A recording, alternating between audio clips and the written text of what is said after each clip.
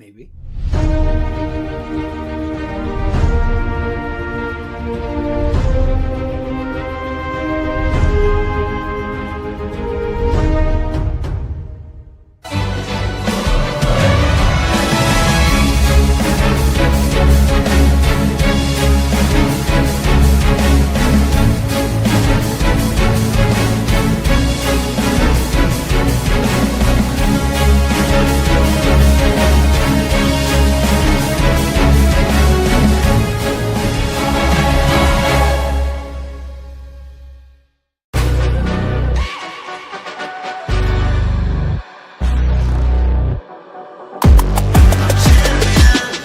This ain't no regular thing. Came for the ring, you know what I mean. I shoot my shot and it's clean. This for my city, yeah, this for my team. If you talking, it's all to me nice. I play with all of my life. You see my name in the lights. Right, I'm a champion. I'm a team. If you talking, it's all to me nice. I play with all of my life. You see my name in the lights. Better get right, I'm a champion.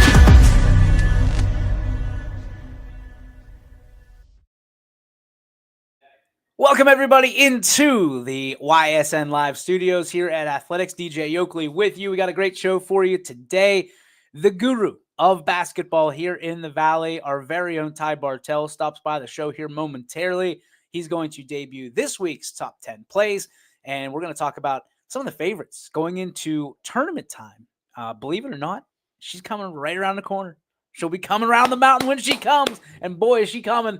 And she is coming quick. And Ty is going to lead us through all of that, who some of the favorites are, and naturally who he has his eye on, because he's got his eyes feasted all over the place. He gets to do all the highlights, and certainly he is up to date and is literally touched every pillar and post in the YSN area. So we'll talk to him about essentially who to look at, who to be tuning into down the stretch, and certainly into the tournament. He's going to have a top 5 sheet, I believe, for us to unveil. And then we are going to break down this week's top 10 plays, which I hear, I haven't seen them yet. I hear some of the best we've had yet, which is incredible. But before we do that, I want to say congratulations to this week's Vantage Financial Play of the Week, Jaren Jackson, who got the and one, the hoop and the harm, if you will, for Wellsville over East Palestine. He is your Vantage Financial play of the week. And guess what? He did it by 6 votes. The closest we've ever had in history. 6 votes. He beats out Ryan Romai in his career night, becoming the all-time leading scorer at Jackson Milton. So if you don't think that your vote matters, it does, because Jaren Jackson is wearing the belt. And unfortunately for Ryan Romai, he just has the memory. Just has the memory. All right, ladies and gentlemen, at this time, it's time to bring in one of my dear friends, one of the best to ever do it. Ladies and gentlemen, Ty Bartell. What's up, buddy? What's up, brother? Always, I heard you needed a little call to the bullpen, so I came out of the pen. I'm ready for it too. Always ready to talk a little bit of basketball. You know me. You're the hoops guru, man. All sports you're good at. All sports you excel in. But basketball is really your passion when it comes down to it. Why is that, Ty? It's always just, I don't know. I think it just goes back to like one of the first sports I kind of fell in love with. I remember my dad and myself watching old Cleveland Cavalier basketball when LeBron's first for few years too, and the excitement coming out of St. V's and going in there, and all that passion around Northeast Ohio around him at the time too. And just, that's when I started falling in love with basketball. And then the college hoops all came around too. And then I fell in love with the March Madness. And then, that was one of the first sports I ever started broadcasting with one of my favorite teachers, Gina Cardillo, over there at Falcon Media too. She still does a phenomenal job over there. Gave me the opportunity to do Falcon girls basketball in my high school years, and I really fell in love with the sport ever since too. And then of course with YSN, I've done more sports, but you know me, once it becomes a winter sports season, I'm always excited for basketball too, and I try to do more than I do the year before too, and just trying to elevate the sport and put a little bit of a spotlight on it. Oh, and I've alluded to this before, and you and I have had not heated conversations, but like really dynamic conversations where you believe this area is kind of a sleeping giant, if you will, in basketball, on both the boys and the girls. There's people around the state that look at this area, this region, as kind of a pushover when it comes to hoops. You don't think that's the case? No, I mean, you look at this a couple years ago, too, when Hoban won their state championship, too, when we were down to 4 divisions, all 4 state champions came from the Northeast region, too. So there is a lot of talent here. It's a funny thing with basketball is that it goes through ebbs and flows. I always say that basketball in the state, where you have powerhouses in certain parts of the state for all other sports, it feels like. Football, we know where your powerhouses lie. You know where the baseball powerhouses typically lie, right? But basketball, I feel like it's always shifting, and there's the ebbs and the flows, there's the hills and there's the valleys too for all 4 regions. But you always see talent, I feel like, across the board that's pretty equal, and you see a lot of parity around the state and what teams can do well. It just comes down to, if you got 5 athletes too that can play some great defense at this level, you could compete on any given night depending on if shots are falling or not. And that's the one thing I love about high school basketball. Well, that was what I was just going to ask you. It segues perfect into the next question: is what sells this time of year? What is the one thing that people can hang their hat on, coaches can hang their hat on if they want to advance in the tournament? Obviously, yeah, you got to fill the hoop up a little bit, but is it defense? Is it the chemistry? Is it a little bit of everything? Is there a recipe that coaches are trying to concoct this time of year to have a nice long playoff run, or at least get a kind of a jump start into the playoffs? Yeah, and I think that the scheduling does a big factor in this, and what a lot of the coaches I talk to, defense is always one of the first and foremost. It's one of the things you can control. A lot of coaches will tell you that too. It's one of our controllables too. We can control how athletic we are, how much effort we're putting in on the defensive side of the ball. But at this time of the year too, a lot of coaches strategically, obviously you got to play your conference games, but if you could sneak those non-conference in there, you want to be exposed to as many types of offense that you can, as many types of defense as you can. You don't want to be surprised by anything once you get into tournament. You don't want to see man-to-man for the first time in a tournament. You don't want to see a full court press maybe the first time in a tournament, or a team playing a really good 2-3 zone too, that's getting to their spots, that's discipline on the court too. You don't want to be seeing that the first time once you're going into tournament time. So you want to be exposed to that, so you have something to kind of fall back on, that experience to fall back on once you get into tournaments. But yeah, man, it's defense though. That's the one thing a lot of coaches are going to coach up right now, how we're going to play defense. How are we going to stop the other team from scoring? And then we can focus on how we're going to put the ball in the hoop ourselves. I know you're going to give us your top 5 teams to look at going into the tournament, but kind of off the cuff here, who are some teams that you look at that maybe aren't on your list, maybe the honorable mention, if you will, of the top 5 teams that we should be watching, especially going into the tournament this year? I'm glad you asked too, because I wanted to mention some of these too, because it was tough to make a top 5 list, because there's a lot of teams that I think deserve mention. And my top 5 lists are teams I think that are going to win a district, or that I think have a good chance at winning a district, getting to that Sweet 16. And once you're in the Sweet 16, we're talking big games then at that point. You look at these teams though, one of the teams that are on the outside looking in, I like the Mineral Ridge Rams. I think them having a great season right now. I think 13-3 right now, leading the way in the MVAC Scarlet Division. And that's always a notably tough conference year in and year out. I think just some of the losses too are questionable. They just lost to Ursuline last night. Ursuline, I know, having a rough season. They always play a tougher schedule though, but it's one of those cases too where Mineral Ridge just on the outside looking in, and because they had a head-to-head loss to one of the teams on my top 5 list is the one reason they didn't get the edge on the list and the other team did. Maplewood though is another team that we just welcomed in to the network on the girls side that I really like their chances to potentially going in and winning a district. I think it comes down to the same thing. Their strength of schedule, because of the conference they play in, it can be a tad bit questionable, but I still think the talent is undeniable for Maplewood too, and I think they have a good chance as well.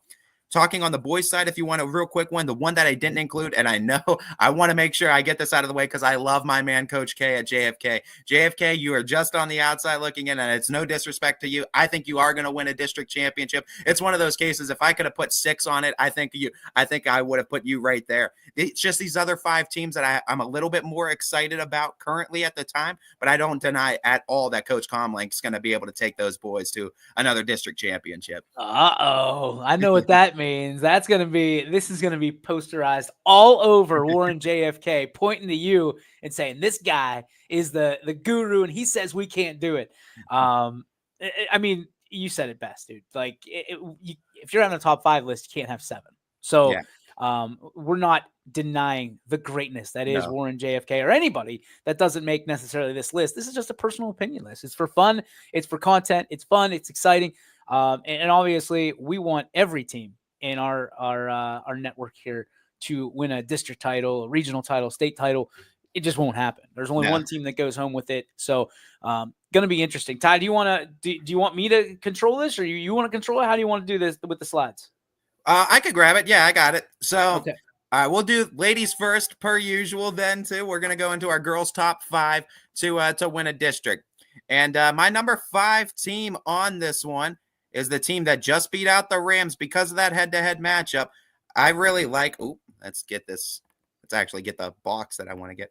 All right. I really like the Columbiana Clippers right now. 16-0 on the season. They are ranked 33rd in Division 6 in the state, according to Max Preps.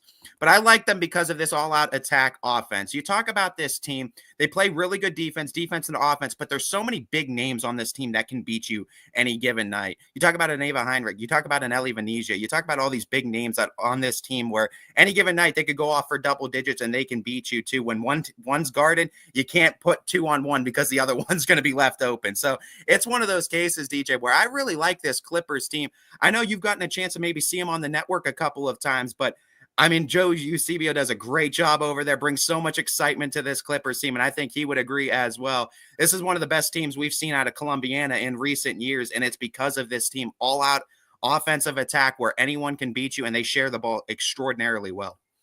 I agree with you, and I think the biggest thing for me is when I look at the Clippers, you said it best. They have a ultimate team, and you can't just pick one person, eliminate her, and want them to go to be the best that there is, to be able to stop them. When you look at what Columbiana is, they're emotionally charged right now as well. So you got to take that into it as they springboard towards the playoffs. They are incredible, my friend. And one thing I want to know, too, with Columbiana, you talk about the conference that they play in, and I know it gets maybe a little bit of hate here and there, but the big wins that I do see in non-conference and throughout the season, they've beaten Springfield in overtime, they've beaten South Range, and they've beaten Mineral Ridge. Those are some big wins, too, and still having a goose egg this deep into the season on that loss column, hey, it's something to be recognized, I think, for the Clippers. I like the EOAC. I don't necessarily mind the brand of basketball that they bring. I think when it comes to the sports, I think the track and field is number one, I think, for the EOAC, but basketball is a close second, and that's boys and girls. I mean, you look at what Columbiana has been able to, perfect example, what Columbiana boys have been able to do on the other side. They're a legit contender, no matter what gym they're in on any given night. So yeah, I think the EOAC still gets beat up a little bit for what they do in football, but basketball, they put out a good product. Yeah. And you know what? They've consistently, you talk about boys and girls across the board, every single team has gotten better, has leveled up, it seems like, in these last years. And they continue to get better each and every year in the EOAC. And I think that just helps the Clippers, too, because iron sharpens iron, as we know, during the regular season. Agreed, my friend. Who's next? So we go into number 4. My next pick here is the JFK Eagles on the girls' side, too. Now, obviously, I know there might be some injury concerns across the team, too, and obviously we're going to hope that they get that ironed out and well wishes there. But this is a 13-3 team. They're ranked 7th in Division 7, and quite frankly, my friend, they are battle-tested. They are a team that schedules, unlike anyone else in Division 7 in our area, too. They go up. They play the big dogs. They play teams like your Massillon Perrys, which is one of their 3 losses on the season too. That's playing 4 divisions up from where they are. It's a team too that they're not afraid to play anybody, and they're going to be exposed to just about every kind of defense, every kind of offense by the time they get into tournament time. And we've seen them night in and night out, DJ. This is a team that can easily put up 70 points when fully healthy because of Didi Ryan and Gianna Pompilia. So let's address the problem right now. We saw last night Didi Ryan goes down. How much or what can, I guess is a better question, what can JFK do if they have to go some extended time without Didi?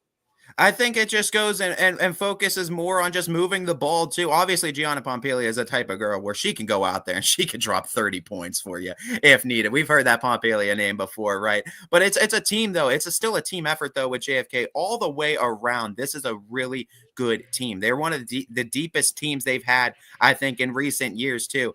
And with or without Didi Ryan, I still think this team is very capable of going in and winning a district championship. Obviously, with her playing, I think it does factor in how much further they can go into a tournament time. But I think this is still a JFK team that is really good and good enough to win a district championship.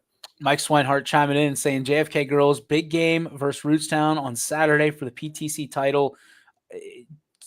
Prayers up for Didi without a shadow of a doubt. One of the best. And I'm going to throw it out there, and someone can poke a hole in it and tell me I'm wrong. But this is my belief. I believe she's one of the best student athletes in the entire area, based on everything she's been able to do, not just in excuse me, I'm getting it. Not just based on soccer, but based on all the sports across the board. I mean, she's one of the fastest, most intelligent, high IQ, great character, great personality, but most of all, what she's been able to do whatever surface she's playing on, Ty, she's been a game changer, quite literally in every sense of the word. With the PTC title on the line, can JFK do it without, if they have, I mean, I know it's the same question kind of, but I mean, this is an injury. We don't know the extent of it. We don't know how long she's going to be out. We know the PTC title, a big deal for any team. A conference title is the first box you want to check. Yeah. Can JFK do it if they're forced without one of their star players? I think they can, because I feel like these are the type of moments where teams get motivated, where it's like, we're going to do it for Didi. All right, we're going to do this for Didi. She got us to this point too. Let's get this conference championship home for her. But you talk about Rootstown, though, that's not a pushover team. They're a stone's throw away from me out here in Portage County. They do small town school sports well, no matter what it is. It could be football, it could be basketball, it could be baseball. We're constantly seeing Rootstown pop up in the district, in the district picture, in multiple sports, boys and girls. So it's gonna be a tough game, no doubt. But I think if this is a team that's motivated to, and they have that little bit of extra motivation doing it for one of their star players, I think they can push through. But it's not going to be easy against the Rovers, that's for sure. T's and P's for Didi Ryan. We hope you can make it back. We don't want to see any time missed. We hope that you can bounce back quickly and certainly help out your team and get back. I mean, she plays an exciting brand of basketball, man. She does everything at 100 miles an hour. She really does, man. And I mean, she could pass the ball well. She shoots the ball well, and she's constantly rebounding. But it's her composure too on the floor too. Those moments where she gets frustrated, but she doesn't let that spill over too. And it's impressive for considering how young she is too. Like, this isn't a senior out there playing right now. We're talking about a young lady out there, sophomore, if I'm not mistaken. I believe so, yeah. So it's one of those cases too where she is mature beyond her years, and she is definitely an impact player for this Eagle squad. I'm sure as much as we talk about Didi, I'm sure Gianna's sitting there like, hey, I got this. He's ready, man. She's going to put on a show, I think. She's always big dog. Put on a show. Big dog of the valley. He could shoot it from anywhere beyond the arc. As long as it's beyond the arc, she's got the green light, I feel like. All right, who's the next in the list of top 5? Next up, by number 3 team, the Canfield Lady Cardinals, a 17-1 Cardinals squad. They are currently ranked 3rd in Division 4, according to Max Preps. I call them dime droppers, DJ, because every single young lady on this team can pass. They can pass well. They're always looking for the next teammate open, always looking for the best play on the floor. Coach Matt Rio, Coach Pavlansky over there, they've done a great job in instilling this in the program and just carrying on what we already know from the Canfield girls basketball program is they're consistently good. They're consistently at the tops of the conference talk, and they're consistently a playoff threat anytime you match up with them. And you can see why with the type of teams that they've beaten. They've beaten teams like the Laurel Gators this year, which is a very notable win for them. Stowe Monroe Falls, another big one that they have this year. And I like their brand of basketball. I've told Coach Pav over there before, I was like, you have the key to my heart because you guys pass so well too. I love teams that pass the ball well. I love teams that could drop dimes, and all the ladies on this team can certainly drop dimes. So let's talk about this part. How much confidence do some of these girls have? Because there's a lot of crossover between the softball team and this basketball team. Softball team, of course, winning state championship last year, gaining some of that confidence. How much confidence does this team have going into playoffs, knowing that they can win it all and knowing how to win it all? It's an incredible amount of confidence, I think, and you see players like Jenna Trevelyan, the way she plays this year too, with an upbeat brand of confidence compared to like last year too. She's not afraid to take the ball to the hole. She's not afraid to score the ball in multiple levels of the floor. She's not afraid to take her shot. Another girl I want to shout out to, Carly Fleming. You want to talk about speed with Dee Dee Ryan? I'd love to see a race between her and Carly Fleming. Carly Fleming I said she has jets in her shoes. I feel like she hits that turbo, man, and she's able to take off on the floor with the amount of steal and scores that I've seen from that young lady this year. And then you got your bigs like Aline Barakat too, and as well as Cece McElroy that come off the floor. They can hit it from distance, but they can definitely power it home from the blocks as well. It's a team that has so much balance across the floor, but the one constant amongst all these girls is that they look for their teammate. They're looking for that pass. They're looking for that open look, and they work for the best shot on the floor. And we get a comment in a novel written by the greatest author of all time, and one of our dear friends, and what I think is the creme de la creme when it comes to announcing games, Joe Eusebio. Ty, he basically points out all the great things that the Clippers have going, and then obviously you being able to tie it all in a beautiful bow and present it to everybody. When you think about guys like Joe Eusebio being able to push back and point back to teams like this, there's a certain pride, right, that we all take in the teams that we represent. We have floaters. That's what you and I call ourselves. We have the standard teams that we cover, and then there's a few other and whatever we can do. And then there's guys like Joe that are locked into Columbiana. And if something ever happens in Columbiana, the news outlets will be calling Joe, no doubt, to understand the best or what is really going on, because that guy's got his finger on the pulse of everything that is Columbiana, Ohio. For you, reading through this message, what does it say to you?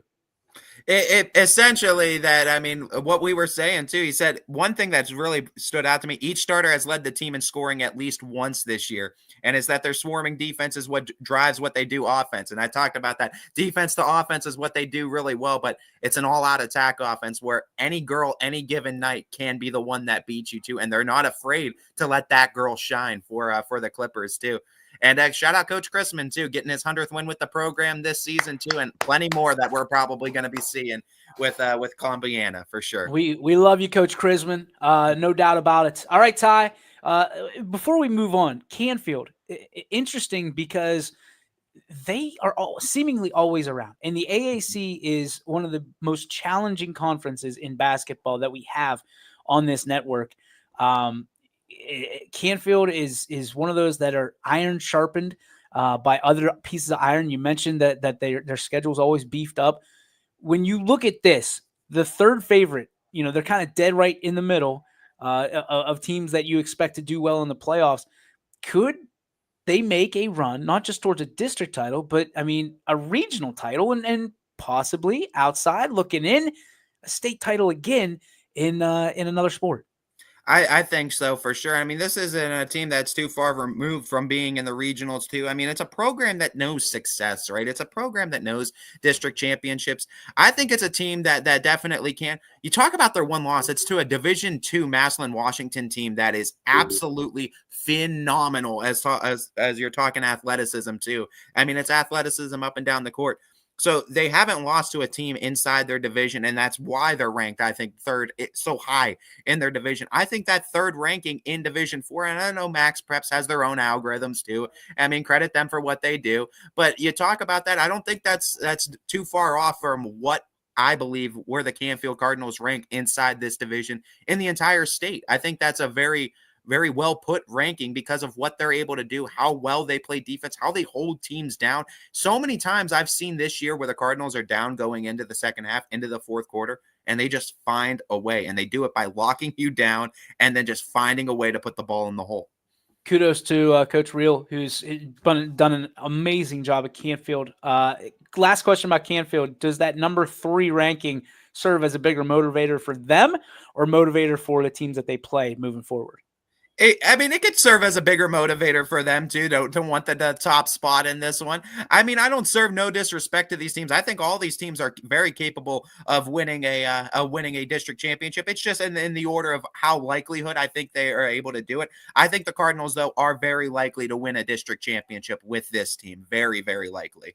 Not a boy, Ty. All right, who's your number 2? My number 2 pick for this year are the Crestview Rebels. The Rebels are 16-3. They are 14th in Division 5, and they have some elite playmakers. Now, I know there's going to be maybe some questions on this too, because I know the biggest thing that is always brought up when it comes to Crestview is their strength of schedule. Now, I know they're deadlocked in the 14 games that you have to play in the schedule, but you talk about the games that they've played outside of the schedule. They played your teams like your Hobans. They've played your teams like your Massillon Washingtons. That serve as a couple of their losses too, but those are things you can learn from too. And those are experiences that the Rebels aren't going to forget, and they're going to be used to now and exposed to going into playoffs. One of the reasons I put them on this list, though, is I consider strength of schedule when I make this list, and that is the big point, too. They don't have as high a strength of schedule as these other teams that are on this list. Fair. But one thing I will say that the Rebels do have are elite playmakers. Addison Rhodes, Lavraine Gaskins, few are like them on our entire network. Those are playmakers where it doesn't matter who the team is. Both those young ladies still scored against Hoban. Both those young ladies still scored against Massillon Washington. Yes, maybe the team lost as a whole, but both those young ladies cannot be stopped no matter the defense that you put on the other side of them. So it just comes down to, and when they get healthy, and they have gotten healthy now, Ava Busey is another big name that's coming up as another third-party scorer too. And we know what Brita Cross is also able to do over there with the Rebels. So, DJ, it's a team where I know they get a lot of flack because of their strength of schedule, but those two young ladies in Lavraine Gaskins and Addison Rhodes, they're undeniable that they are elite level basketball players. And no matter the defense you put against them, they're scoring against you. And when we had Coach Blatch on, we discussed the beefing up of the schedule in the off conference, out of conference games. And he mentioned that was very intentional. I mean, playing, some of the teams that they've played, they're punching up across the board, Ty. And those 3 losses that they've incurred all are to teams that maybe you didn't expect Crestview to win in the first place, but they did grow through that. And there's a lot of frustration. I mean, one of the articles in one of the local papers is talking about, well, they just don't beat you. They beat you down. Listen, again, I hate to beat a dead horse here, but you're playing varsity basketball. You got to beat the teams that are in front of you. And there's no reason to lower your standard just to make other teams and other programs look better or feel better or get those warm and fuzzies. I don't believe in that. I don't think Crestview is necessarily trying to show anybody up, but hey, at the other side, you got to do your job too. So I really like what Coach Blatch has been able to do. These girls seem like they're on a mission, Ty. I've seen them a few times now, and I really do believe that teams are going to have a hard time shutting down the 5 points that Crestview puts on the floor at any given time. Absolutely. And it's a team too where you look at the way that Crestview can beat you. And like you said, DJ, what are they supposed to do? You pull your starters out in the 4th quarter. If the bench is putting up points, what are you supposed to do? You're not going to tell your players to play at less of a level than they know how to play. And I agree with you on that aspect. It's a case though where, like I told you, Crestview has these elite level playmakers too, and Addison Rhodes is going to be a problem going into playoffs for anybody. And then you got to try to match up with her. Problem is, you double her, you're going to have to leave someone open, and they have the playmakers around the floor too that can beat you as well. And you can't double both Addison and Lavraine, so that's a problem that you're going to have to face as a team going against this Rebels team. And I think with the expanded playoffs, Division 5 now being for Division 5 being the division that the Rebels play in, I think it sets up perfectly for them to get that district championship. Do you feel like Crestview could be a potential state championship contender? I think it's going to be interesting once we start getting into some of those deeper teams, because D5 does have some really great talent up and down. Once we get into it, I mean, what I loved about high school basketball is, like I said, any given night, and they have the playmakers that they could put the ball in the hole. If they could stop the other team from scoring too, that you could slow down the other team's offense. Defense is so important at that time of the year. I think you got a chance any given night too. And that's the beautiful thing about the tournament time. It's 1-game playoffs too. So if you have, even if you're going up against a team that maybe has the mismatch against you, or maybe has the advantage too, as long as it's your night too, if it's one of those 10 matchups too, where it's your night, you could pull it off. I think the Rebels too, once you win the district too, you're going to have some confidence flowing in you. And once you have confidence, who knows what this Rebels team can do. I think Addison Rhodes presents one of the most interesting challenges and matchups, problems for any team that faces her. And people are like, oh, well, she's a shooter. Yeah, but she's got size too. She can drive to the basket. She's got one of the best pull-up jumpers that I've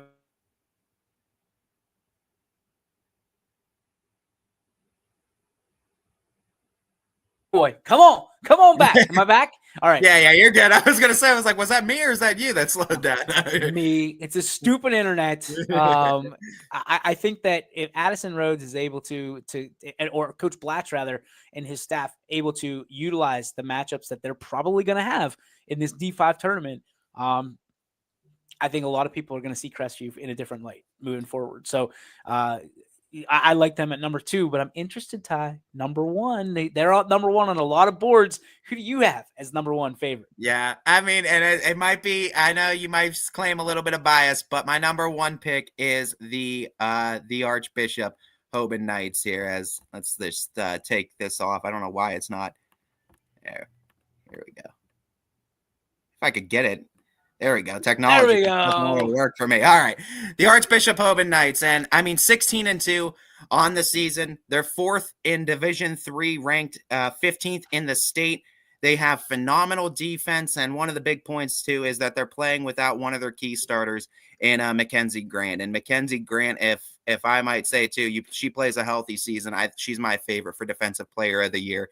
Every year on YSN. This young lady jumps out of the gym, the most athletic I've ever seen, can keep up with anybody, goes coast to coast like no one I've seen before, and they're playing without her, and they're still playing elite level defense. She will be back in time for tournaments too, and once she's back, this is going to be a team that's going to be uptick. It's a team that won 4 straight district championships from 2020 to 2023. They missed out on their 5th in a row last year, and they're hungry. They want to get back to that district championship scene. And Coach Pam Davis will tell you too, we don't play in a conference, we play an independent schedule. So that is our championship. That's our trophy we get to hoist every single year, and that's the one we strive for, and that's the one that the Knights feel they missed out on last year. They missed their goal too. They're hungry to get back to that scene, and they want to hoist that trophy once again.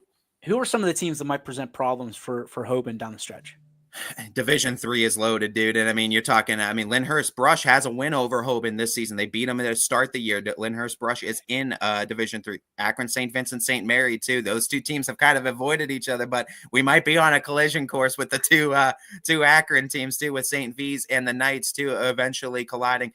It's just one of those cases where Division III, a lot of coaches will tell you, too, yeah, the separation of divisions helped out. You got some of those bigger schools out of the Division I scene, but this is like Division 1B or Division I light. Division III ended up being, just because of the level of talented teams you see across the board in Division III, and of course Hoban being one of them as well.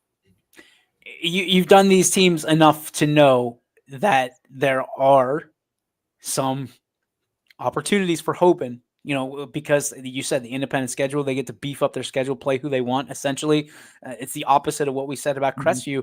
How much does that help them down the stretch? How much will we see Hoban kind of, being able to identify quicker than maybe a Crestview or a Canfield, because they don't have to play that conference schedule? It helps out tremendously, because this is a Knights team too, where you'll ask all the teams then, because of it independent schedule where you're not tied to a conference championship, or I guess like that conference goal throughout a season. These are kind of looked at as scrimmages, and not like scrimmages in a bad way, right? You're still playing, you're playing to win, you're playing your best players out there, you're striving to win, but it's preparing for the bigger goal, which the bigger goal is get to tournaments and let's make a deep run. And that's what the Knights always do. They beef up their schedule. They don't care if they're taking some losses during the regular season. That doesn't matter to them. To them, it's more of a learning opportunity. And Coach Davis with the Knights will tell you that if we didn't learn something from the loss, then we've done something wrong too. So they're looking for teams to beat them. That's kind of the goal. You beef up that schedule. You look for the teams that beat you, find those holes in your armor, shore them up, and get to the playoffs and get there your best version of yourself once tournament time starts. And that's what the Knights always look to do. 22 games in, they're always playing their best basketball. And I think Hoban's going to be doing the same thing come tournament time. Swanee making his voice heard. Cincinnati, Purcell, Marion.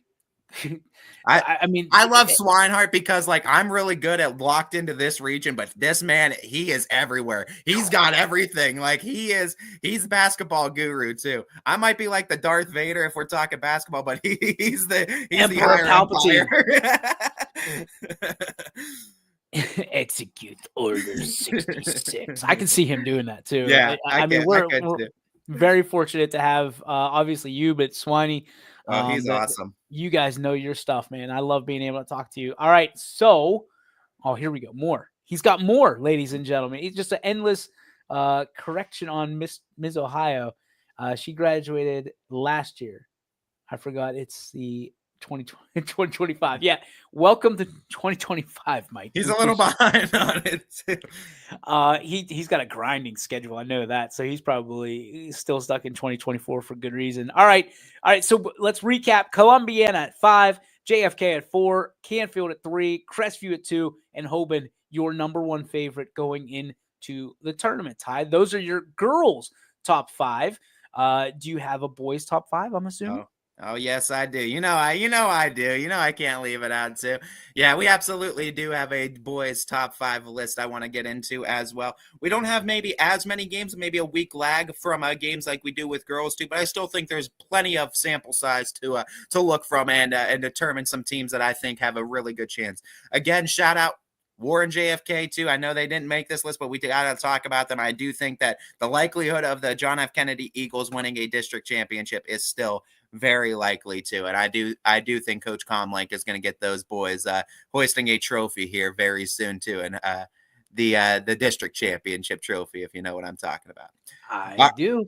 All right. So we're talking boys now. Number 5 though. And I know you might like this pick a little bit here, DJ. So my number 5 pick going into this tournament time are the South Range Raiders. Ooh. Now, a lot of people I feel like are sleeping on this Raiders team. They're 12-2 right now on the year. They are 20th in Division 5.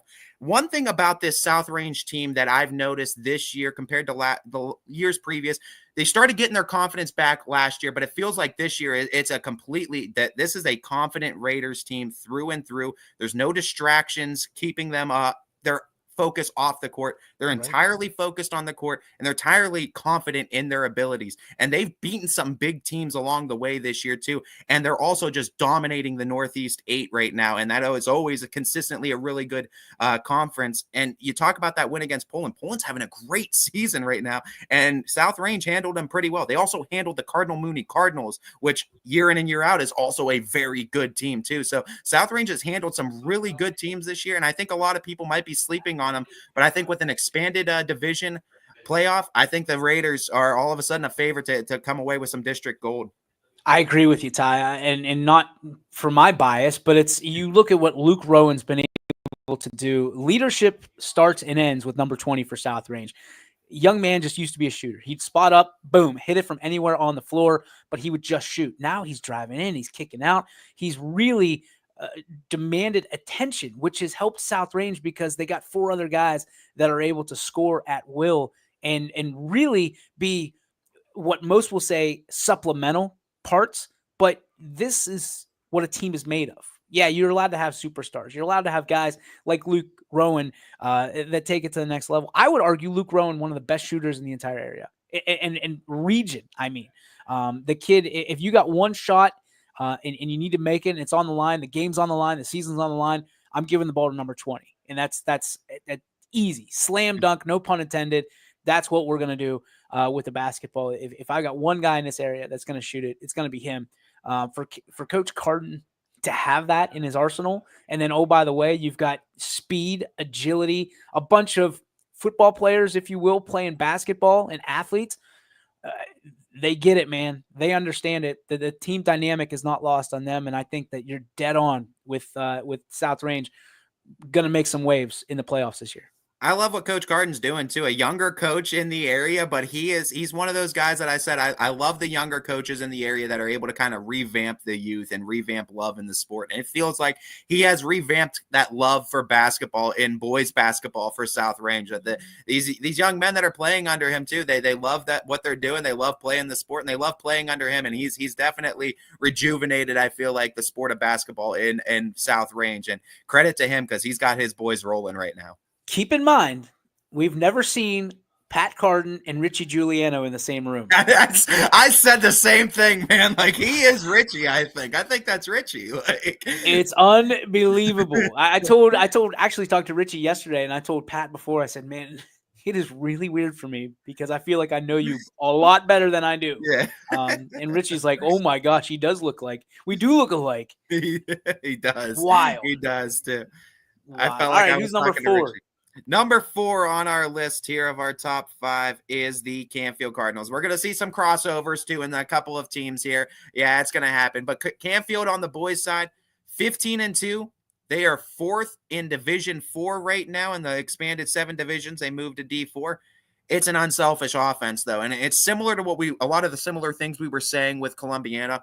This is a team, Ben Weaver, Drew Shapiro, Bryce McRoberts, Ray McCune. Like, it doesn't matter who is putting up points against you. They all can do it. They can all score 20. They can all score 30, but they don't care if they're the ones that doing it. They just care that someone's doing it and they're getting wins. And this is a Cardinals team. You look at their 2 losses on the season, one most recently coming to a Division II ranked Warren Harding team, which, by the way, if you haven't seen Warren Harding, boy, oh boy, too. I know they're not a YSN team, but they got a lot of athleticisms over there, and Chaz Coleman's a real deal. And I mean, for that being one of your losses, I mean, there's never really great losses, but I mean, that's a respectable loss for the Cardinals too. It's just one of those teams who a win against East Liverpool, big win for them too, at home, and just the schedule that they've been able to present. Win at Ursuline early in the season, going to Ursuline and getting a win was huge for this Cardinal team.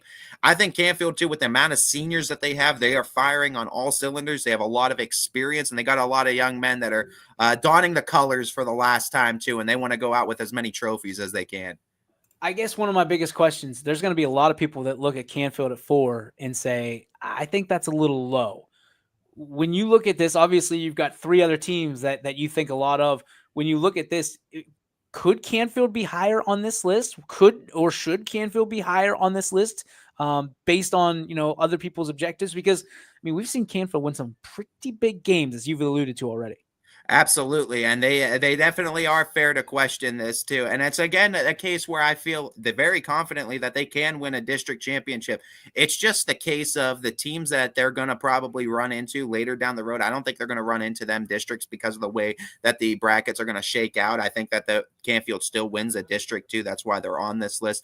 But I think it's just a case where there's some other teams, D4, and there's other teams too, divisions above Canfield, that are, I think, having a little bit better seasons too, and have maybe just a little bit more percentage points, I think, in the favorites of winning districts and making deeper runs as well. All right. Those are your 5 and 4. Who's the 3 team on your list, Ty Bartell? My number 3 team, the Louisville Leopards. Oh. Yes. 10-4, 8th in Division 3. And you want to talk about tough schedule. No other team on this 5-team list has as tough of a schedule as Louisville. They have the toughest schedule. Second toughest in Division 3, only to St. Vincent St. Mary's. They are one of the most elite teams as far as the teams that they're able to schedule. They are also an independent scheduling team, so they're going to beef up their schedule with bolsterous teams too.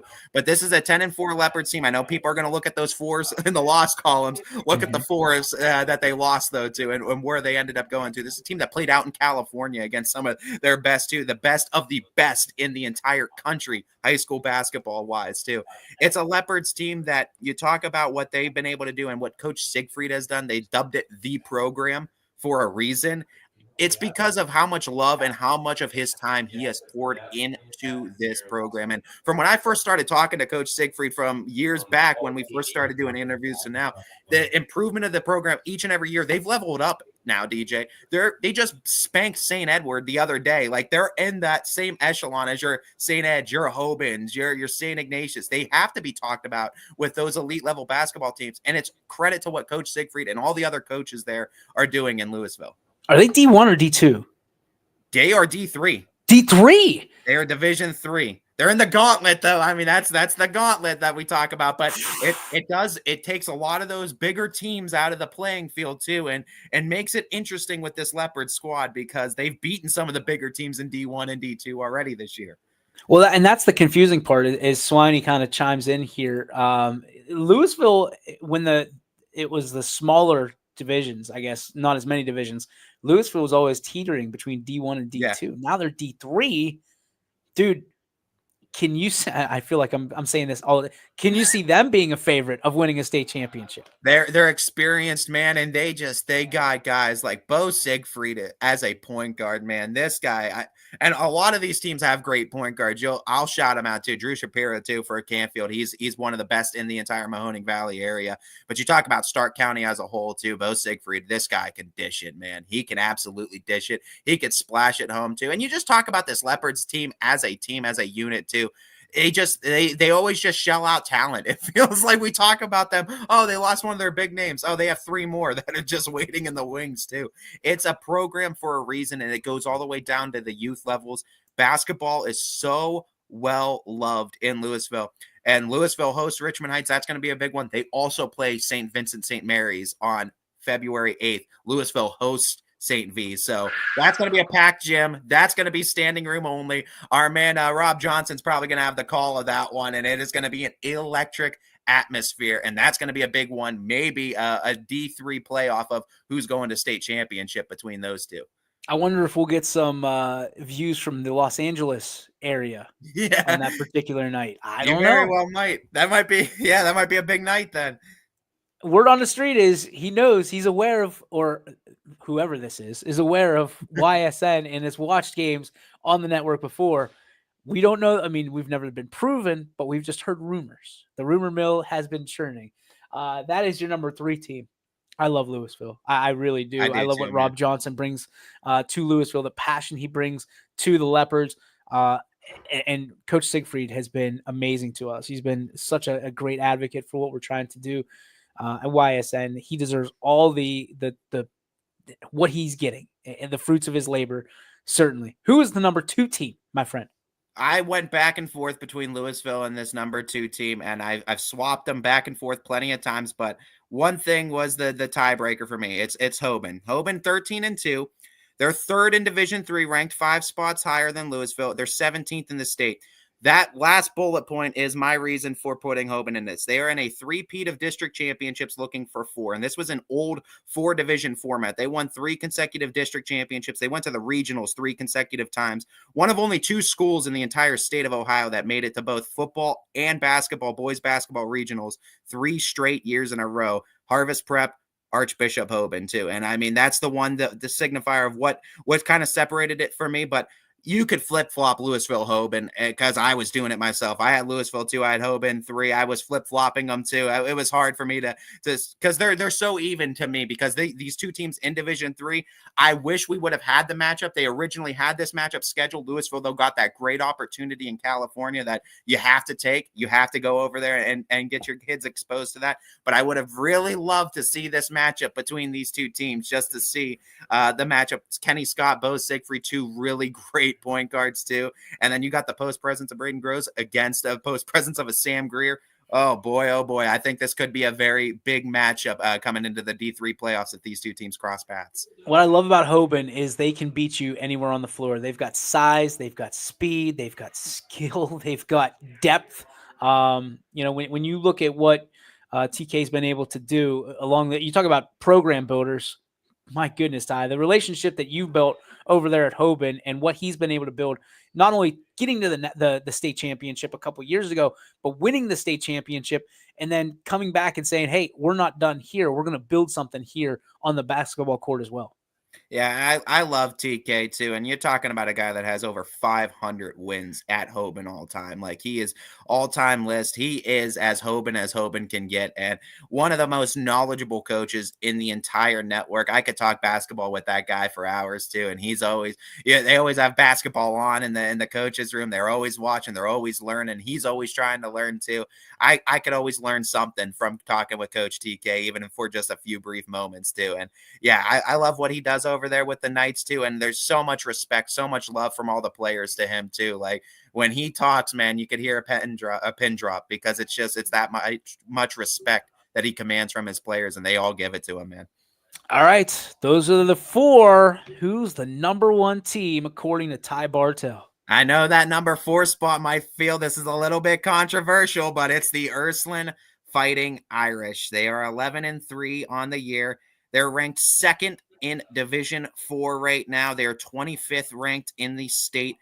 My reason, man, they're experienced and they're hungry to get back. They're experienced getting to that state level, that state Final Four level, and they are very hungry. This is a team that brought a lot of their talent back from last year's team that got a taste of that in their mouth, and they are hungry to get back. And this is an Irish team that we've seen, again, bolster their schedule because the Steel Valley Conference is very tough as it is, too. It's a smaller conference, only eats up 6 games on a 22-game schedule. So the Irish are able to bolster their schedule, and bolster they have, too. I know Canfield's looking at that saying, hey, we beat Ursuline, though, at home, too, and they did. But I give Ursuline the respect of getting to the state championship level last year, getting to the state Final Four, I should say, last year, and having that experience going into this year, too. Jalen Gunther, you want to talk about point guards? We talked about Kenny Scott. We talked about Bo Siegfried. We talked about Drew Shapiro.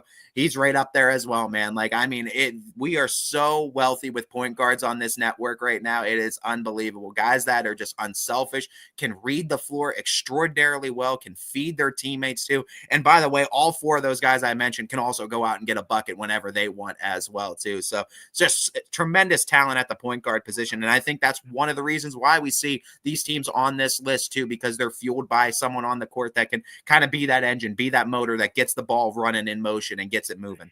You talked about the trip to Dayton last year for Ursuline. I mean, they didn't lose a whole lot. There were some key pieces, obviously, but I feel like they've reloaded, Ty. Do you feel like that trip to Dayton that the Ursuline Irish had last year, they learned something that can propel them into not only a championship caliber team, but a perennial year after year contender to win the state gold and bring it back to Youngstown?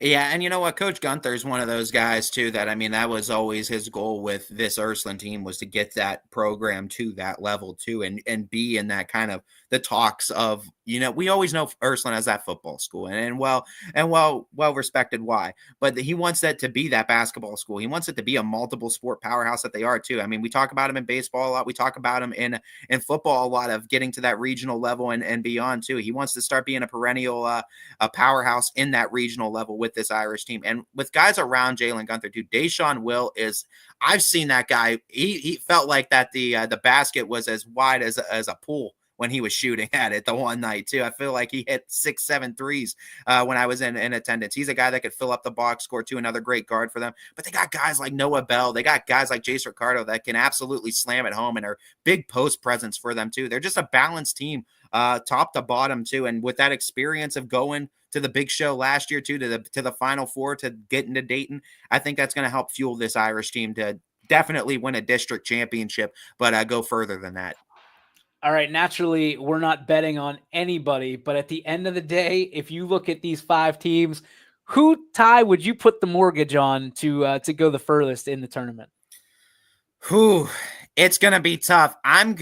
It's tough because I think both Ursuline and Canfield face each other, and I think Louisville and Hoban face each other. I'm going to go with the Irish. I think it's going to come down to Irish and Canfield, as it will between Hoban and Louisville. I just think D3 is one of those gauntlets where there's so many teams where it can be that any given night. There's so much parity across D3 where I feel like Hoban or Louisville after a district championship, it's not that they can easily slip up, but there's teams that can make you slip up too. Where I feel like it comes down between Ursuline and Canfield. The winner of that one, I think, makes a very deep run in this year's tournament too. I got my money on the Irish just because Skittles.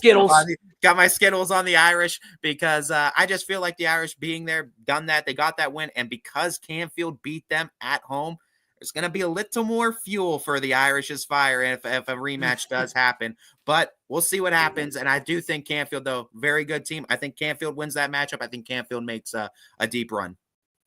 Ty, we've talked about the top teams for girls and boys. Now it's time to kick over to top plays. And it's brought to you all thanks to Vantage Financial. Let's roll that beautiful footage. But this is one of the few games you do have on the network, as Mohawk wins the opening tip. Now driving in Stewart, and her layup's good. So the Warriors get on the board first. They do it in just a few seconds. Redos. That's Conrad out guarding, Jones. Redos, tough take. He gets it to go. He's going to the line.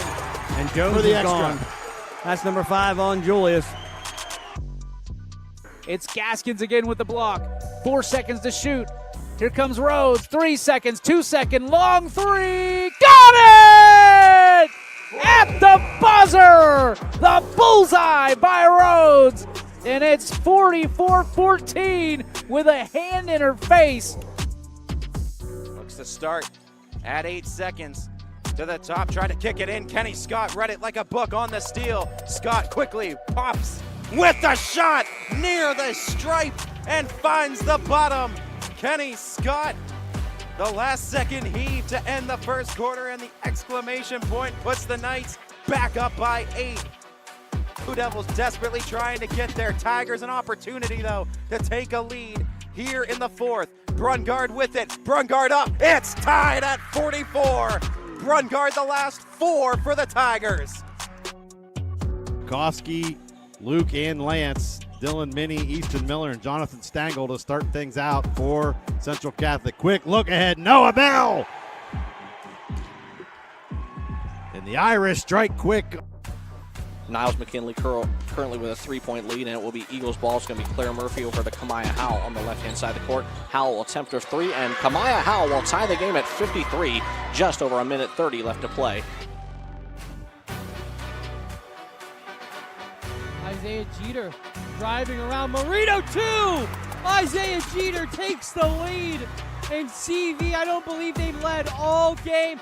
Mayo with a quick response, and he makes it from the wing. It's a 1-point lead for the Bobcats. Brady Mayo. I think their game plan is to take her out as much Oh, as possible. Whoa! Bearcat! With a hand in her face.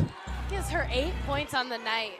29. 2 threes and a layup. 28. These conference games hit different when it's your last Another time. one. Another one. Oh, drills it! Bearcat! Canfield up 31-29. Back to back. Blink of an eye, the Cardinals open the quarter on a 6-0 run.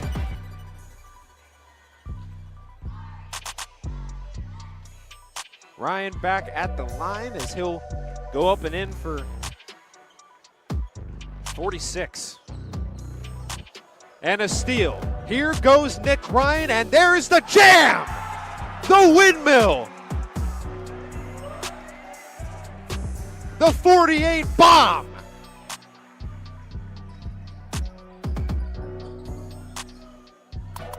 And now another steal. Will he do it again? Yes, he will.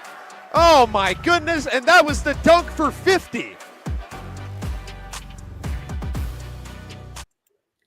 Dude, I love it. I love it. Listen, you got to get up. Windmill jam! Are you kidding me? And These top plays, unbelievable, Ty. You do such a good job on them. Nick Ryan, too. I want to give that young man some love, too. A 50 burger? Are you kidding me in high school ball? That's unbelievable stuff, too. And, I mean, just give JFK and that young man some love, too. You talk about top players in the area, too. I definitely think his name has to be mentioned amongst them. Nick Ryan is the most electrifying player on the network. There's no doubt about it. Jumps out of the gym. The returning, undisputed slam dunk champion of YSN All-Star Game lore will hope. I mean, he's got an open invitation. Hopefully he comes back. I'm sure he's got something up his sleeve that he's going to put down. Just a little FYI, it will be at Boardman again this year. We're finalizing the date as it stands right now. Going to be late March. Either the 22nd or 29th is the one we're working on. So just a little peek behind the curtain. But Ty, like, you've got to get amped up doing those top plays because I'm watching them and I've got goosebumps all over. Yeah, it's fun, man. It's a great time just being able to, like I said, cut through some phenomenal plays too, and just having like so many games at your disposal too to be able to do that too. And I always rely on my announcers too that are in and around the area, that they're doing a great job as well too, and they give me shout outs as well, like, hey, big play on this one too, check it out as well too. And I appreciate that help too, and I appreciate that they're tuned into and they care about big plays being highlighted and these big moments being highlighted for these student athletes too. And open invitation too to everybody that watches our games on YSN, or if you're recording in the stands, shoot them our way. I take nominations too, and I also too, if you like a call you hear on a game too, you like one of those too, let us know. Let us know the play. Let me know the score too. Shoot it our way too, and we'll see what we can do in making it happen as well. I love the fan engagement though. Oh, I mean, these are phenomenal. And by the way, if you want to crown a top play this week, they will be available for your vote tonight. Tonight, just letting you know, tonight, you can't vote for them yet. I've already got a text message. Hey, you can't vote on the top play. No, it's tonight. We will also release last week's Big Dog of the Valley winners this afternoon. And then we will have a new group for you tonight as well, or tomorrow morning, depending on the time that I get back from the Lisbon East Palestine game. So big time. Yes, and sir. if this is something that people enjoyed too, the top 5 list too, we kind of talked about it too, potentially maybe later this week, maybe next week too, we go into the top 5 sleepers list. So maybe the top 5 teams that maybe people aren't looking at to win a district championship, but I think that have a really good chance to maybe upset some people, and that people maybe aren't looking at, but I think could hoist some district championship crowns if people aren't paying attention. All right, TB, we have reached the limit of our show today, but you know what we got to do before we get out of here? It's time for the Joe Dickey Electric What's Your Spark? Presented by Joe Dickey Electric. You can visit them on the web 24/7, 365. They are everything electrical. Visit DickeyElectric.com.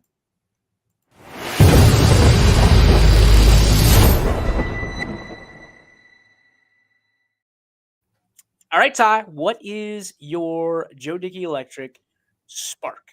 I'm going to be sparked today by the people of Southeast High School, too. Got a chance to get into that community again for the second time this basketball season last night, and just what a great community they have of people over there, community that supports. And what I really loved, too, before the game, they had all the youth basketball players out, too, and doing one of the drills, and it was a filled gymnasium. Everyone was hyping them up. Everyone was getting electric for them, too, and that's what I love to see. And I talked with so many coaches about it.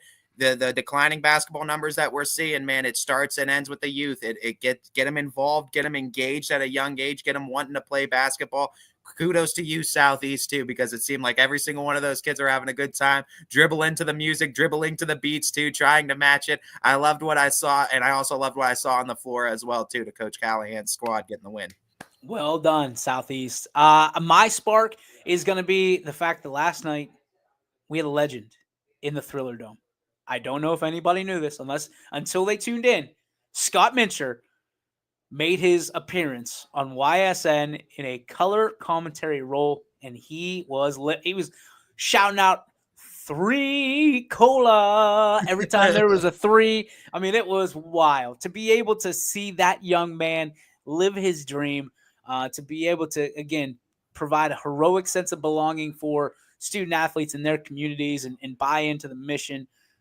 It just makes my heart swell, man. I love it more and more every single day. The stuff that we didn't have when we were kids necessarily, when we were in high school, being able to do this, just a dream come true, man. Just a dream come true, and to see other people live in their dream as well. It's very heartwarming. And again, thanks to Scott Mincher for being a part of what we do. And I know there's a lot of people that look to Scotty and they go, oh, well, that's cute. No, the kid's heart's in the right place. He loves sports more than you, more than me. I would argue, because I'm sure there's other things he could be doing, and he's got this going for him, and we're real proud of him here at Nothing YSN. stops him either. I love it. Nothing slows him down either. We're gonna see him walk, man. I really do believe it. I really do believe it. He's got it on his mind now. He's got his mind right, and that day is going to be so emotional for so many. And I'm sure you and I'll need the Kleenex as well, as we see that. And this is just a small piece of his story, but man, we love when Scotty gets on the network. He'll be on tomorrow here on YSN Live. Gary Altizer will be here too. We don't know if we'll see Anthony tomorrow. He is home. We're excited that he is home. He is resting and recouping and trying to get that strength back up. And we'll certainly give him his time. We'll also give him his privacy from that standpoint because we want him to be able to heal up. So on behalf of us, all of us, almost made it. On behalf of all of us at YSN, Anthony, get better. We love you. But take your time. Take your time. Get back when the time's right for you. Ty, thank you for joining us today. Yes, Greatly appreciate it. Always welcome, my friend. You do so much here on the network that goes unseen, but never unnoticed, if that makes sense. So thank you so much, and great job on the top plays once again, and that the lists were phenomenal. Great job. Love to see it, man, and I always love leveling up basketball too. So anytime I could do that for high school basketball in the area, I'll take that opportunity. The master of the court, baby. Ty Bartel, baby. That's going to do it for us on YSN Live. We'll see you tomorrow at noon. Don't forget ysnlive.com/live for all your games on this evening. We'll see you next time on YSN Live. YSN thanks you for watching this presentation of your sports network. For stories, stats, and more, go to ysnlive.com.